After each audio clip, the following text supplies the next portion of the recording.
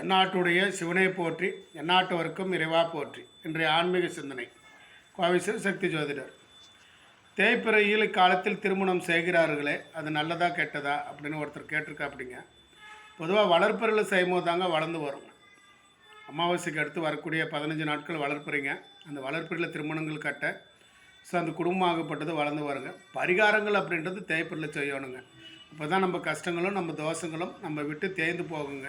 அதுக்கு தான் தேய்பிறை அப்படின்றது நம்ம எடுக்கணுங்க.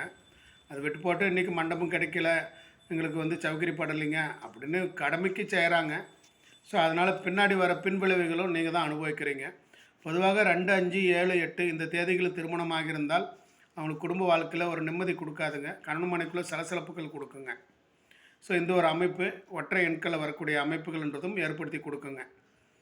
அதே மாதிரி ஆண் பெண் பிறந்த கிழமைகளும் ஆண் பெண் பிறந்த தேதிகளும் திருமணம் தவிர்க்கணுங்க. இந்த மாதிரி விஷயங்களை கடைபிடிச்சிங்கன்னா உங்களுடைய வாழ்க்கை முன்னேற்றமாக இருக்கும். செய்து பயன்பெறுங்க. அனைவருக்கும் அனைத்தும் கிடைக்கட்டும். நன்றி, வணக்கம்.